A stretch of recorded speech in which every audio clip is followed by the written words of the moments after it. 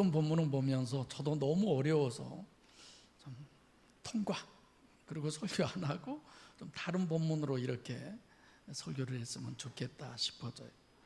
오늘 본문 같은 경우가 바로 그렇습니다. 본문이 저도 설교하기가 어려워서 제가 어제 한 4시 반쯤 그때 잠들었을 거예요. 그래서 몇 번이고 또 보고 이걸 어떻게 설교해야 되나 많이 어려웠어요. 그런데 항상 여러분들에게 말씀드리지만 먼저 전체를 볼 수 있어야 돼요. 전체를. 그래서 지금 요한복음 7장 1절로 9절 말씀을 할 때 이게 별 얘기 아닌 것 같은데 굉장히 어려운 얘기들이에요. 그래서 전체를 보고 전체를 고민해야 합니다. 내가 그걸 코끼리로 늘 설명을 하잖아요.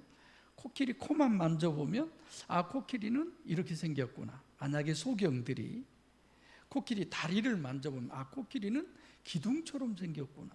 배를 만져보면 천장 같구나. 이러겠죠. 근데 전체를 딱 보고 나면 이 부분은 코구나, 이 부분은 다리구나, 이렇게 알 수 있듯이 일단은 전체를 봐야 돼요.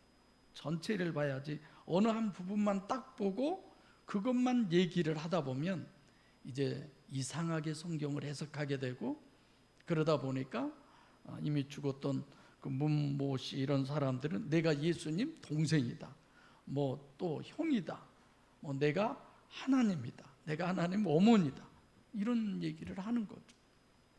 그래서 성경은 전체를 봐야지. 66권 전체, 한 권 전체, 한 장 전체, 한 단락 전체, 이렇게 봐야지 거기에 어디 한 부분이라도 모순이 되면 그런 교회는 절대로 다녀서는 안 돼.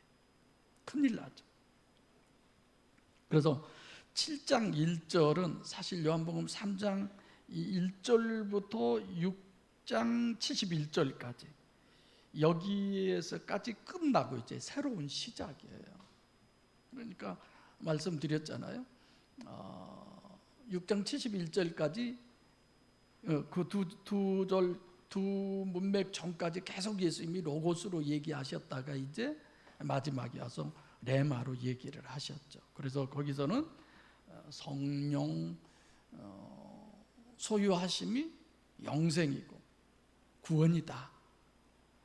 그럼 7장 1절부터는 지금 10장까지 가다 보면 결국 예수님이 이제 내 때가 아직 차지한다. 이 때가 언제일까요? 이 때가 언제라고 생각하세요? 여러분 코이노니아 여기 안 하셨잖아요. 예수님이 6절에 예수께서 가라사대 내 때는 아직 이르지 아니하였거니와 너희 때는 늘 준비되어져 있느니라. 예수님 때가 뭘까요? 예루살렘에 올라가서 십자가에 못 박혀 죽는 때를 얘기하는 거예요. 그래서 지금 7장 1절부터는 사실상 예수님이 자기 부인 고난의 길을 이제 걸어가는, 십자가를 향해서 또벅또벅 향하여 가는 고난의 길을 얘기하고 있어요. 이것이 이제 전체적인 틀이에요. 전체를 우리가 보고, 그래서 1절에 이후에 라고 하는 부분이 사실 카이, 엔드죠. 그리고 그래서 이런 거예요.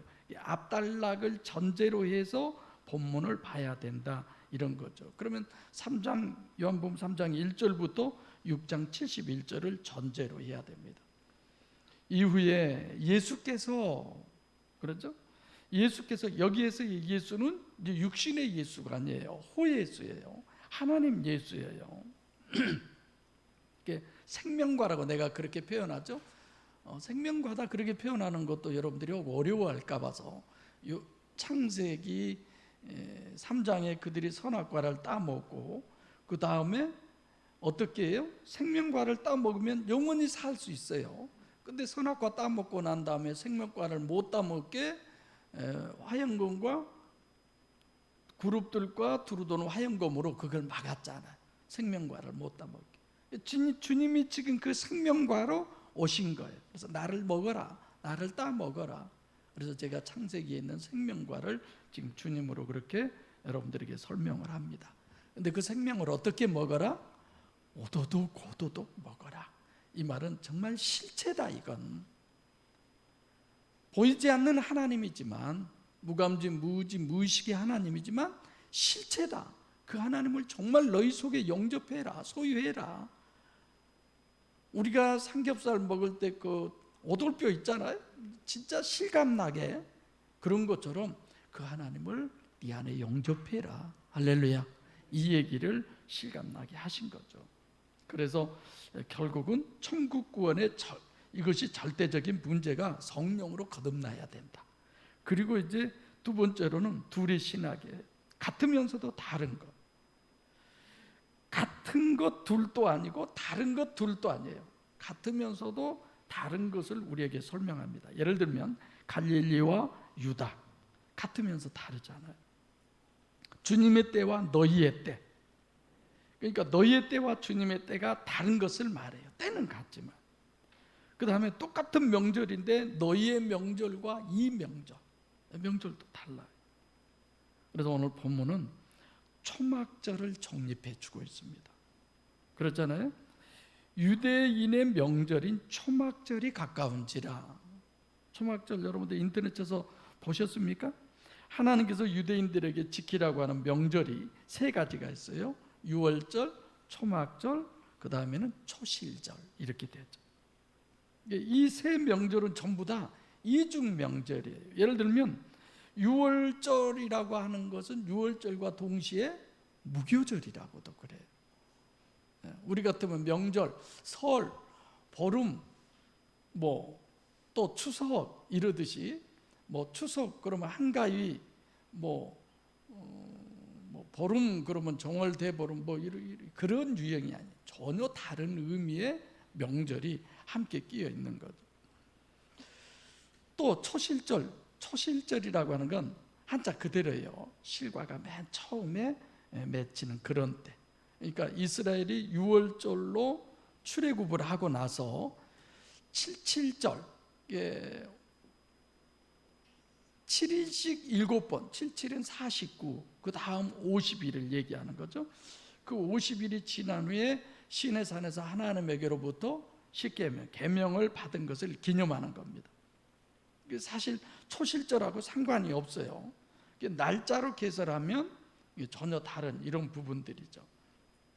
그리고 오늘 초막절은 수장절이면서 초막절이에요.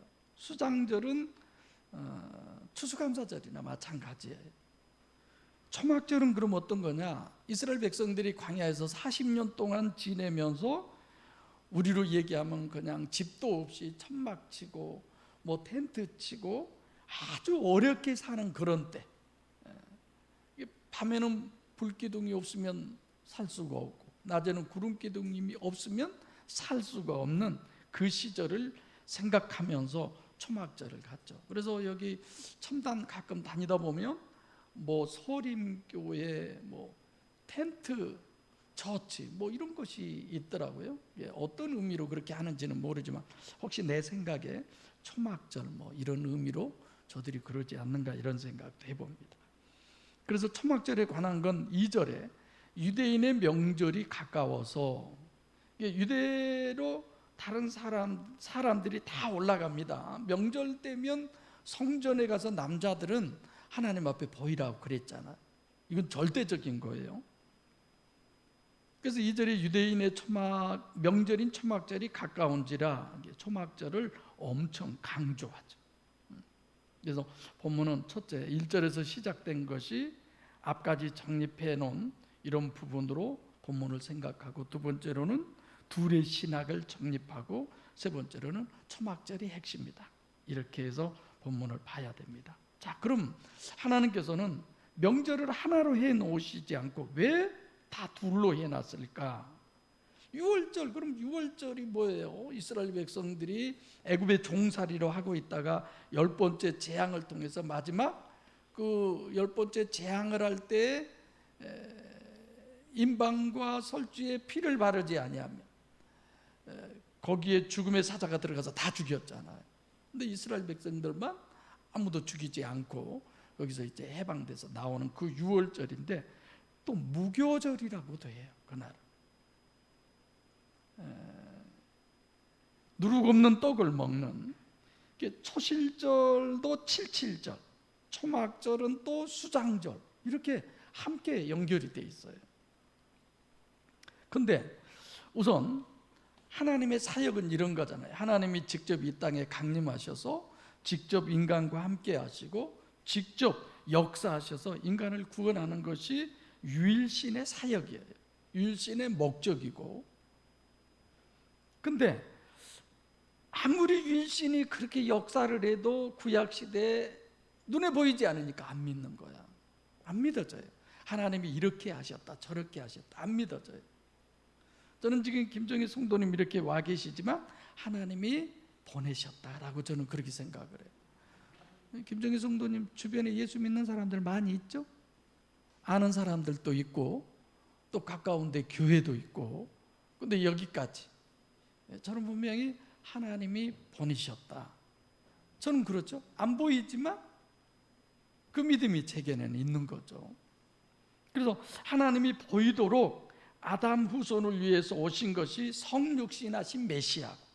하나님은 원래 모양도 없고 형체 아무것도 없어요. 근데 실제 존재해요. 인간이 못 믿으니까 하나님이 육신을 입고 오신 거야. 그가 누구예요? 예수님이에요. 사람의 모습으로 오신 거예요. 마치 저 빛이 사람의 모습으로 오신 거예요. 바람이 사람의 모습으로 오신 거예요. 공기가 사람의 모습으로 오신 거예요. 우리가 이렇게 생각하면 돼요.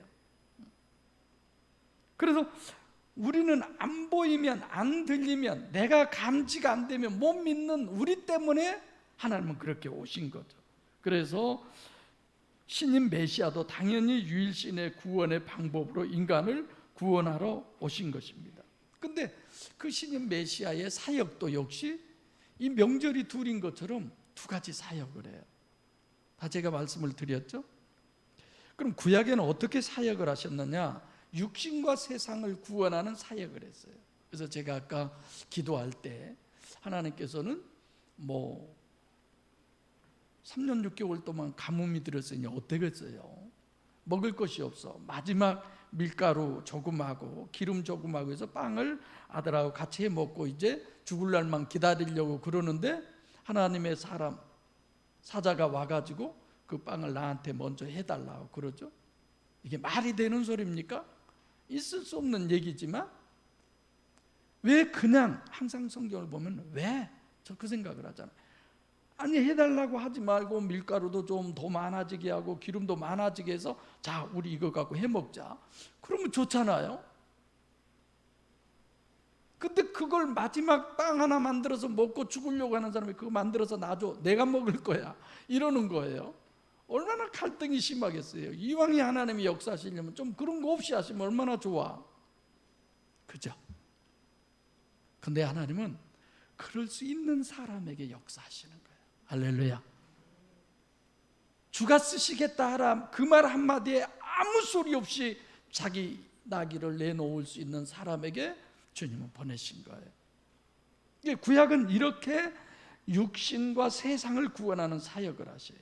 예레미야 31장 32절에 내가 너희 열조의 손을 잡고 애굽에서 나왔다. 애굽에서 구원하신 구원 사역이 그런 거잖아요. 그럼 신약에서 유일신 사역은 천국 구원의 사역을 하시는 거예요. 우리 영혼을 구원하는 사역. 그래서 구약에서의 유일신의 사역은 유월절이요 육신 구원이고, 신약은 성찬식으로 영혼 구원을 하시는 겁니다. 그래서 초실절은 출애굽을 해서 50일째 되는 날, 초실, 최초로 하나님께서 말씀을 주신 이게 구약이고, 왜 하필이면 또 77절하고 연관되느냐? 출애굽에서부터 50일 후, 신약은 오순절 구원 때문에 그러는 거고, 그래서 구약은 로고스 구원, 신약은 레마 구원, 이렇게 이중적으로 역사를 하신 거죠. 하나님 지금도 그러잖아요. 우리들에게 물질의 축복도, 건강의 축복도, 인간 관계의 축복도 주시지만 영혼 구원의 축복을 하나님은 허락하시잖아요. 그래서 결국은 영혼 구원이 목적이죠. 근데 제일 문제가 되는 것은 지금 오늘 본문의 초막절이죠. 초막절과 수장절이에요.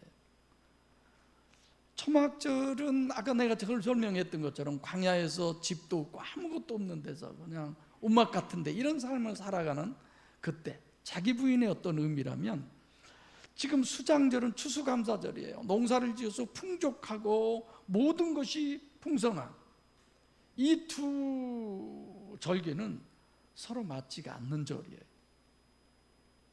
그러니까 하나님께서 우리에게 곡식을 주시고 감사하는, 육신의 구원의 가장 대표적인 예죠.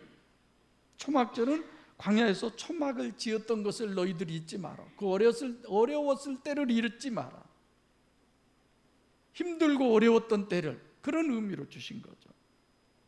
그러니까 육신의 부인, 또 한쪽은 그냥 너무 풍성해서 육신 부인할 필요도 없어요. 이 수장절 정반대죠. 그래서 예수님의 사역도 이와 같이 유월절 사역을 하셨어요. 이중사역. 마태복음 26장 28절에 보면 성찬식을 거행하실 때도 포도주를 주시면서 많은 사람의 죄 사함을 얻게 하는 흘리는 피, 곧 나의 피, 언약의 피다.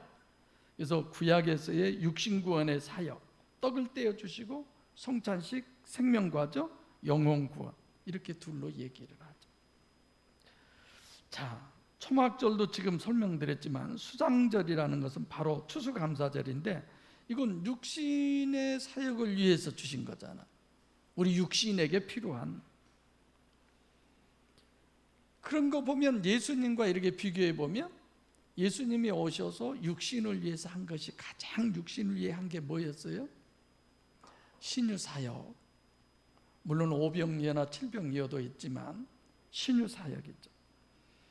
요한복음 5장 30, 거기에 보면 38년 된 환자가 있었어요. 그 환자를 치료해 주잖아. 오병이어의 역사를 베풀어 주시고. 그러니까 주님의 이중 사역 중에 이런 사역들은 전부 다 뭐예요? 수장절 사역. 초막절은 뭐예요? 자기 부인이고, 초막절은 육체 부인이고, 초막절은 결국은 한마디로 얘기하면 이거는 십자가의 고난. 육체 구원을 위한 사역을 요한복음 3장 1절부터 6장 71절까지 하셨는데, 이제부터는 거꾸로 하는 거예요. 육체 구원이 아니라 육체를 부인하는. 그래서 십자가의 길을 이제 내 때가 아직 안 찼다라고 하지만 곧 올라가셔요. 예수님이 이제 십자가의 길을 가시는 거죠. 그래서 초막절 신학을 우리가 올바로 알려면 수장절과 초막절 둘이 같은 명절인데도 불구하고 정반대의 개념을 가지고 있다. 이걸 일단 여러분들이 아셔야 합니다. 그래서 이런 거죠. 기껏 구원해 놓고서 이번에는 거꾸로 십자가의 부인을 하는, 자기 부인을 하는, 이게 초막절 이런 부분입니다. 자, 그러면 유일신 사역이든 성육신 하신 신인 메시아의 사역이든 이중 사역 중에 육신과 세상을 구원하는 사역은 절대로 필요해요.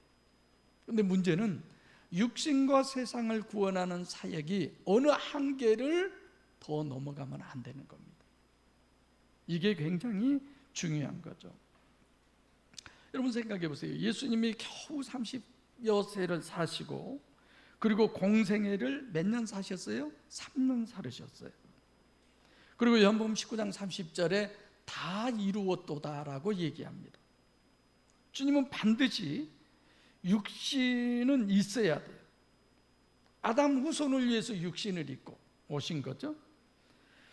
3년밖에 안 사셨지만 필요악이라고 하는 이 계시를 철저하게 주님이 우리에게 얘기하면서 돌아가셨음에도 불구하고 오늘날 많은 사람들이 그렇게 얘기하잖아요. 예수님이 어떻게 살았느냐, 예수님이 무엇을 했느냐, 예수님의 삶을 본받자, 이렇게 성경을 이해하고 이렇게 성경을 해석하고 그렇게 살려고 하는 게 과연 맞느냐 이겁니다. 오늘 또 오시면서 목사님의 설교를 오는 시간에 그 목사님이 설교를 하시는데 헌신에 대해서 설교를 하시더라고요. 헌신. 진짜 혹은 신이 어떤 것인가를 서로 고민하게 하는데, 자, 오늘 본문에 보면 이런 거예요. 지금 이런 부분의 내용을 예수님이 어떤 살아있을 때의 3년 동안의 그것을 본받는, 그것이 오늘날의 교회다, 그런 게 아니에요. 그건 정말 짧게 하고 끝낸 거예요. 주님은 1절에 보면 유대인과 갈릴리를 대비합니다. 서로. 유대인은 어떤 거예요? 다다익선이라고 그러죠. 다다익선이 필연적 조건을 다 갖춘 사람이 누구냐? 유대인이에요.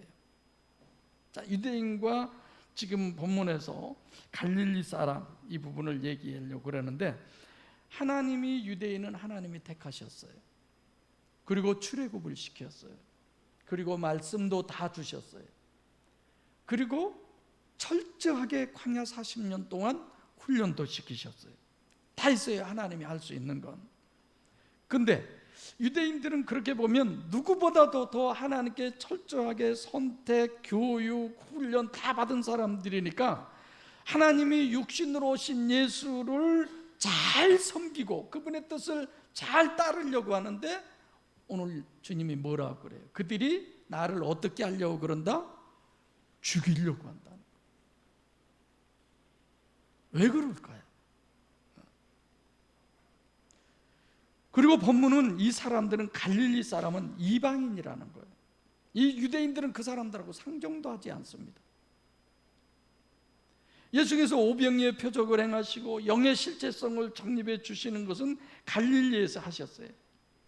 그러니까 무슨 얘기냐면, 유대인들에게는 다다익선을 하면 할수록 점점 더 악하게 되는 거야, 그들은. 근데 갈릴리 사람들에게는 예수님이 역사하면 할수록 그들은 더 선한 사람이 되는 거예요.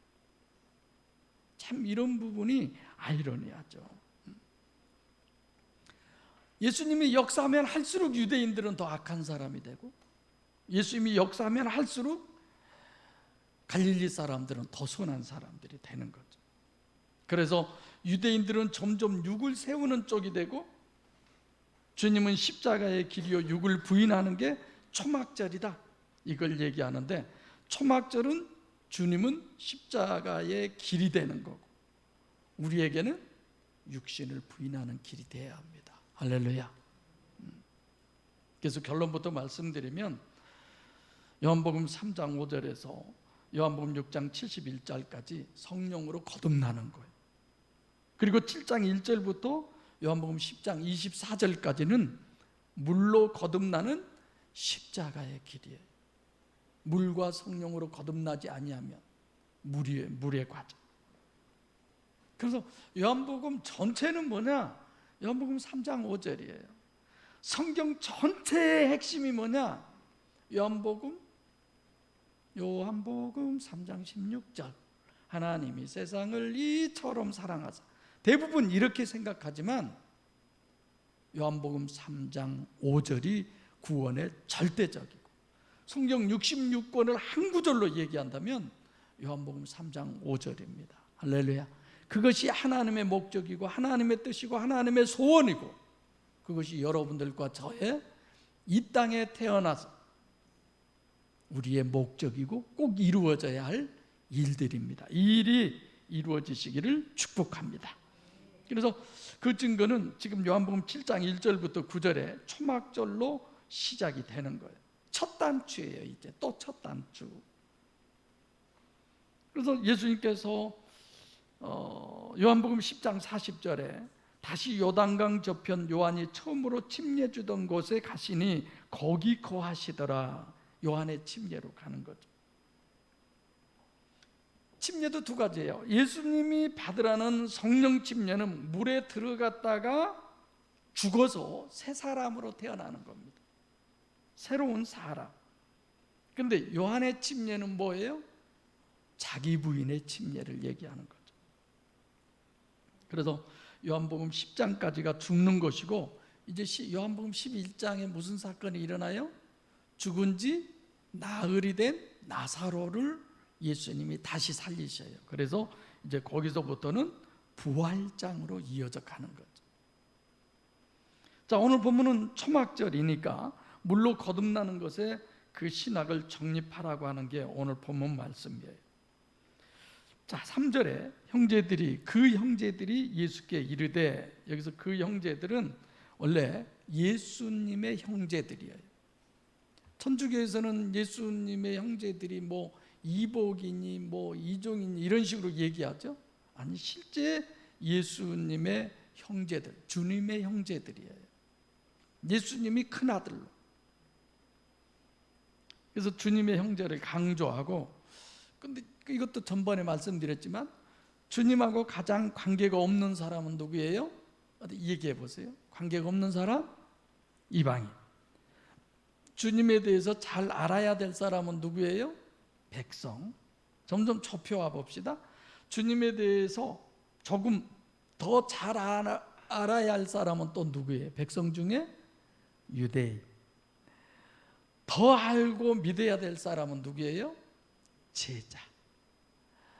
더 알고 믿어야 될 사람, 제자보다 더 알고 믿어야 될 사람이 누구예요? 사도, 12사도. 그 다음 예수를 실제로 더 보고 더 알고 더 믿어야 할 사람이 누구예요? 형제들. 함께 살았잖아요. 한솥밥 먹고, 한 어머니에게서, 한 가정에서, 한 가족으로. 그럼 그 형제들보다도 더 알고 더 믿어야 될 사람이 누구예요? 이 세상에 다 안 믿어도 꼭 그 한 사람은 믿어야 될 사람. 누구예요? 마리아. 근데 제가 마리아 설교하면서 이 세상에서 제일 예수를 하나님으로 믿을 수 없는 사람이 누구라고 그랬어요? 마리아라고 그랬어요. 자기 뱃속으로 자식을 낳는데 하나님, 이게 쉽습니까? 정말 어려운 거지. 그래서 마지막 마리아는 예수님 십자가 밑에까지, 거기까지 앉게 해서 그를 구원받게 하려고. 하나님은 그러시잖아요. 자, 지금 형제를 강조하는데 형제는 육적이고 육의 법칙을 얘기합니다. 그래서 우리가 가지고 있는 가치관은 예수를 가장 가까이서 보고 잘 알고 잘 믿어야 될 수밖에 없는 사람이 형제로 설정을 해놨는데, 이 형제들이 여러분들이 볼 때 예수님을 믿어야 안 믿어요? 믿어요 안 믿어요? 오늘 보면은 안 믿는다 그랬죠. 근데 믿어요. 왜 안 믿어요? 뉘앙스를 보면 믿잖아요. 이따 좀 더 설명을 해줄게요. 지금 성경은 이 사람들은 예수를 전혀 모른다 그래요. 이렇게 얘기하잖아요. 자기를 스스로 나타내기를 구하시면서 묻혀서 일하는 사람은 없다, 이런 거죠. 예를 들면 얼마 전에 대선을 치렀잖아요. 윤석열 씨나 이재명 씨 같은 사람이 대통령 되고 싶은데 어디든지 사람을 만나려고 나서서 애를 쓰잖아요. 예수님도 내가 하나님이다, 나를 믿어야 너희가 살아. 그래서 되도록이면 많은 사람들 앞에 가서 만나고 그들에게 보여줘야 되고 그래야 되는데, 형제들이 보니까 예수님이 그렇기를 원하시면서 늘 숨어 있는 거야. 그래서 이해가 안 간다는 거죠. 이해되시죠? 마리아에게 잉태하고 출생했고 이런 모든 가시적 결과만이 기준인 육체만이 우선인 아담 우선, 이중체인 신인 메시아나 신인 메시아의 이중 사역을 이들은 모르는 거예요. 겉만 아는 거예요. 겉만. 예수님이 지금 우리에게 뭘 얘기하느냐? 영의 실체성에 관한, 들으면 들을수록 잘할 수밖에 없는 유대인들이 거꾸로 들으면 들을수록 더 악해지는 거예요. 그잖아요. 예수님이 아무 말 안 했으면 왜 예수님을 죽이려고 그래요? 예수님이 말씀을 하면 할수록 그들은 더 예수님을 죽이려고 그러는 거예요. 이방인으로 취급하는 이 사람들은 오히려 듣고 믿고 그런다는 의미잖아요. 그래서 기독 신앙은 가치관이 바뀌어야 돼요. 할렐루야. 내가 이번 수련회 가서 제목이 뭐였어요? 제목을 뭘로 제가 간단하게 얘기했어요? 품격을 갖춰라. 뭔가가 다른, 하나님을 믿는, 영의 실체성을 믿는, 천국을 목적으로 살아가는, 하나님을 내 안에 모시고 살아가는 신을 모신 사람으로서의 품격을 우리가 갖춰야지, 너무 품격이 안 돼 있어. 이게 말이나 됩니까? 그래서 스스로가 스스로를 보고 좀 달라져야 된다. 그런 부분에 얘기를 잠깐 드렸고, 내가 보니까 내가 얘기할 땐 별로 은혜가 안 된 것 같아. 네, 그래야죠. 아멘. 뭐 기도하겠습니다. 이런 거 있고, 다른 분들이 얘기하면 다 기도할게요. 뭐 박수도 쳐주고, 내가 그래서 뭐야, 나만 왕따 당하고 있네. 내가 그런 생각을 했네. 아니, 잘하신 거예요. 맞아요. 사랑하는 목양교회 성도 여러분, 가치관이 우리는 바뀌어져야 돼요. 내가 누군가를 알아야 돼요. 가치관이 바뀐다고 그래서 먹는 것을 다른 거 먹고, 뭐 말하는 거 다르고, 보는 것이 다르고 그렇습니까? 속 사람이 변해야죠. 할렐루야. 성경은 이렇게 얘기합니다. 형제들이라도 주님을 모른다라고. 주님을 믿지 않는다. 주님을 믿지를 못한다는 거예요. 여러분, 믿는 것도 하는 것이고 못하는 것이고 그래요. 아무나 믿을 수 있는 줄 아세요? 사람이면 다 밥 먹을 수 있습니까? 병들어 보세요. 못 먹잖아요. 어려 보세요. 못 먹잖아요. 어떤 말도 들을 수 있는 말이 있고, 들을 수 있는 사람이 있고, 들을 수 없는 사람이 있어요. 대학교 교수는 그 교수가 가르칠 만한 걸 들을 수 있는 사람에게 얘기해야 됩니다. 그래서 여러분들이 늘 말씀이 어렵다고 할 때마다 저는 늘 가슴이 쿵덕쿵덕해요. 여러분들이 들을 수 있는 말을 해야지. 나 혼자 하면 아무리 중요하고 소중한 얘기해도 못 들으면 귀신 신나라 까먹은 소리잖아요. 들어보셨어요? 그런 소리? 귀신이 신나라 까먹은 소리? 안 들린다는 거죠. 요한복음 17장 3절에 영생은 곧 유일하신 참 하나님과 그의 보내신 자 예수 그리스도를 아는 것이다라고 그랬어요. 어떻게 해야 천국을 가느냐? 하나님과 예수 그리스도를 알아야 천국 간다고 그러잖아요. 그 알 수 있는 것은 믿음이 전제된 거예요. 믿음이 없이는 안 됩니다. 그래서 우리가 찬양할 때도 믿음만이 능력이라 하시네. 어떤 것에? 천국 가는데. 할렐루야. 주여, 나의 믿음이 없는 저를 도와주소서. 내 믿음을 도와주소서. 정말 이런 것들이 우리가 기도해야 돼요. 우리 목양 성도들의 믿음을 주님 도와주세요. 믿음에 불 붙여주세요. 얼마든지 할 수 있죠. 그래서 오직 성경, 오직 예수, 오직 믿음. 그럼 자, 이 형제들이 무엇을 어떻게 안 믿었느냐? 뭘 못 믿었느냐? 이 형제들이 예수를 안 믿었습니까? 아까도 얘기했지만 얘기하는 대로 보면 틀림없이 예수님에 대해서 이들은 굉장히 알고 있어요. 그러잖아요. 근데 그거는 믿음이 아니에요. 믿긴 믿어. 뭐 정주영 씨가 이미 고인이었지만 뭐 그분이 뭐라고 그랬나? 세상 놓고 할 일, 실패는 뭐라고 그랬나? 이제 잊어버렸네. 뭐 실패는 없다, 뭐 그런 거 있죠? 불가능은 없다라는 얘기예요. 네.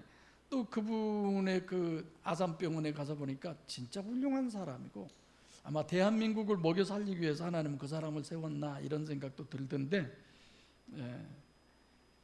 해 보았어? 그거 해 보고 지금 안 된다고 얘기한 거야? 이런 글들 내가 거기 앉아서 그 자막으로 나온 걸 다 읽어봤어요.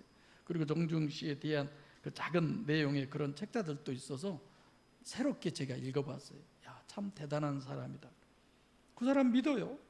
우리나라 대통령 후보로 나온 것도, 현대 왕 회장 다 믿어요. 근데 그런다고 그래서 뭐가 해결됩니까? 제가 영성 세미나 때 얘기했지만 지금 예수님의 동생들이 예수를 믿는데 어떤 믿음이 안 됐느냐? 예수님 속으로, 주님 속으로 들어가는 믿음. 다시 말하면 요한복음 1장 12절 영접하는 자 곧 그 이름을 믿는 자, 이게 안 돼 있다는 겁니다.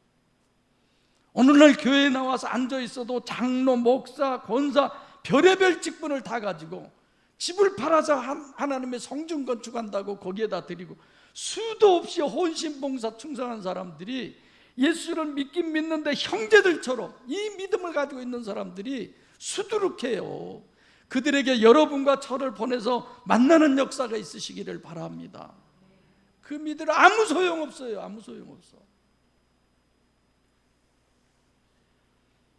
예수를 곁에서 보고 믿었다, 그것까지는 안 되는 겁니다. 다시 한번 3절, 그 형제들이 예수께 이르되 당신 행하시는 일을 제자들도 보게 여기를 떠나 유대로 가소서. 형제들이 볼 때 제자들은 누가 제자들이에요? 예수님한테 배우고 그렇게 해서 예수님의 제자가 되고 구원받고 그럴 수 있는 유대인들로 보는 거예요. 이 형제들은 여기 갈릴리는 이방 죄인들인데 뭐 여기서 백날 해봐야 무슨 소용이 있어요, 이런 얘기잖아요. 그래서 예수님의 형제들은 지금 예수님을 잘못 보고 있는 거예요. 유대인들이 어떤 사람이 예수를 죽이려고 하는데 그들한테 가서 전하라는 거예요. 죽이려고 하는 줄 알면 가라고 그러겠어요? 모르는 거지. 지금 진짜 악질인데 실제로 예수를 십자가에 못 박여 죽였잖아요, 그들이. 그런데 그들을 오히려 대단하게 보는 거죠. 결국 예수를 누가 팝니까? 가룟 유다가 팔잖아요. 그러니까 최측근의 적이 있는 거야. 그래서 제가 가끔 조심스럽게 그런 얘기 하잖아요. 여러분들이 믿음이 안 생기면 여러분들 중에 제 목회 방해할 사람이 되는 거지, 저기 우리 교회와 상관도 없는 그런 사람들이 제 목회를 방해하지 않아요. 아셨어요? 9절에 주님이 갈릴리에 머무셨다. 왜 갈릴리에 머무시느냐? 저는 이건 주님의 탄식으로 들려요. 자, 주님이 지금 예루살렘으로 올라가면 자기가 십자가 지고 죽는 걸 지금 훤히 다 보고 계시잖아요. 지금 여기 머물러서 이제 그 길을 가야만 되는데, 거기 가서 복음을 전해야 되는데 못하고 계신 거예요. 탄식하시는 거죠. 결국 유대로 가실 때는 왜 가요? 죽으러 가는 거잖아요. 십자가의 길이죠. 그래서 요한복음 7장 1절부터 10장 42절까지는 죽음의 길이에요. 왜 굳이 결론으로 예수께서 갈릴리에 머무셨다는 이것을 꼭 기록해야 되느냐? 성령의 중생의 실제를 아직도 여기서 더 해야 된다라고 하는 그런 의미가 되는 거죠. 정말 여러분들 구원론이 뭔가를 잘 아셔야 돼요. 너무 모르고들 있는 것. 예수님께서 오늘 본문 제목이 좀 의아하죠? 세상의 행사는 악하다. 왜 예수님을 죽이려고 그랬어요? 세상의 행사를 악하다라고 얘기하니까. 여기서 제가 좀 설명을 할게요. 자, 예수님이 세상이 악하다고 정죄한 거 아니에요. 세상이 포넬로스 악하다고 하는 것을 증거하는 거예요. 정죄가 아니에요. 증거하는 거예요. 예수님이 살인하고 간음하고 도둑질하는 이런 사람들을 정죄했다는 얘기가 아닙니다. 세상의 행사, 세상 사람들이 선하고 의롭고 정직하고 바르다고 확신하는 그 행위가 악하다는 거예요. 세상에서의 선과 의의 기준과 하나님이 얘기한 교회 안에서의 선과 의의 기준은 전혀 틀립니다. 근데 교회 안에서도 세상의 윤리와 도덕과 종교를 기준으로 사람을 평가하는 거야. 그건 교회가 아니에요. 겉으로만 보기에 교회지. 그건 그리스도인도 아니에요. 그건 하나님 믿는 사람들이 아니에요. 성경이 기준이라고 하면서 로마서 3장 10절로 12절에 의인은 없나니 하나도 없다고 그랬어요. 선을 행하는 자도 없다고 그랬어요. 누가 의인입니까? 누가 선인입니까? 예수님은 말씀하셔요. 세상은 너희를 미워하지 않지만 신은 그들을 미워해. 하나님이 미워한다 했잖아요. 존경받으면 하나님이 어떻게 한다고요? 미워하신다고 하죠. 왜 존경받아요? 코드가 같으니까, 서로 맞으니까. 나는 그 사람 절대 인정 안 해요. 근데 많은 사람들은 그 사람을 인정해서 그 나라의 수장으로 뽑아놨잖아요. 코드가 맞으니까 그래요. 거기다 얘기해 보세요. 100번 맞지. 사랑하는 목양교회 성도 여러분, 사람들이 다 선하고 의롭다고 이건 착각하는 거예요. 성경은 사람은 그럴 수 없다라고 그랬습니다. 그것이 악하다고 지금 예수님은 증거하는 거예요. 여러분과 저는 세상과 충돌하는 사람이에요. 늘 부딪히는 거예요. 그걸 좀 많이 여러분들이 깨달으시기를 바랍니다. 정말 여러분들이 예수를 믿습니까? 예수 믿기를 원합니까? 유일신 믿기를 원합니까? 기준을 성경으로 하세요. 할렐루야. 목사도 아니에요, 장로도 아니에요, 집사도 아니에요. 우리 교회 남자 집사님들은 다른 교회 가면 다 장로감 하고도 넘쳐요. 그럼 어떤 것이 정말 기준인가를 아셔야 돼요. 영의 실체성이 아니면 창세기 1장 1절부터 계시록 22장 21절 66권 만약에 영의 실체성이 아니라면 그건 전부 다 허구예요. 팩트에 관념, 소설, 이스라엘의 무협지. 영의 실체성이 아니면 어떤 것도 정립할 수 없습니다. 성립이 불가능해요. 교회 안에서 입으로 오직 성경, 오직 하나님, 열심. 그러면 진짜 하나님 믿고 성경 믿는 것 같이 보입니까? 아니에요. 영의 실체성이 아니면 성경은 전부 허구에 불과한 거죠. 주님은 영이 실체고 내가 그 실체인 생명과고 얼마나 그것이 실체냐. 토로고라고 하는 말, 오도독 깨물어 나를 먹어야 한다. 이렇게까지 실체를 얘기하잖아요. 감화, 감동, 충만하신 은혜가 얼마나 멋있는 말이고 멋있는 축도입니까? 아니에요.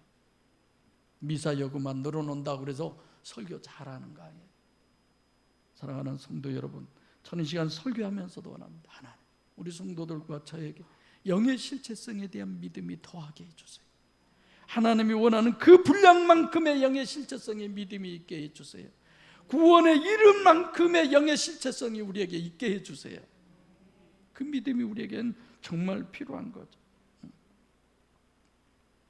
실제로 구원받게 하려면 주님처럼 해야 돼. 세상의 행사가 악함을 우리는 증거해야 합니다. 여러분 각자가 다 세상의 악함을 증거할 수 있어야 되는데 오히려 증거보다는 내가 거기에 취해서 거기에 빠져서 얽매여서 이렇게 살아가는 게 너무 문제잖아요. 육이 다인 줄로 착각하고 내가 과연 세상이 악하다는 것을 영의 실체성을 가지고 증거할 수 있을까 고민해야 되는 거 아닙니까? 성경은 이렇게 말합니다. 세상의 행사가 악함을 증거하는 사람, 이 사람은 세상이 감당할 수 없는 사람이라고 그랬어요. 절하고 욕심 없습니까? 누가 돈을 엄청 많이 벌었어. 어느 교회가 땅을 많이 시골서 샀는데 그쪽이 세종시로 그냥 그렇게 돼가지고 목사님이 순간에 그냥 떼부자가 된 거야. 그래서 거기 팔아버리고 그냥 세종시에 와서 교회를 크게 지었어요. 그리고 성도들이 막 몰려드는 거야. 교회 팻말을 교회 밑에다 뭐라고 써붙인 줄 아세요? 우리 교회는 장로는 안 받습니다. 내가 깜짝 놀래. 왜 그럴까요? 자기 마음대로 하겠다는 것. 내가 장로 안 세운 건 마음대로 하고 싶어서 그런 건 아니에요. 여러분들이 문제 생길까 봐 내가 안 하는 거지. 그래도 장로 하고 싶으면 나한테 은밀히 찾아오세요. 얘기 한번 해보게. 얘기하고 그래도 장로 된다면 뭐 장로 시키죠. 뭐 투표할 필요도 없어요.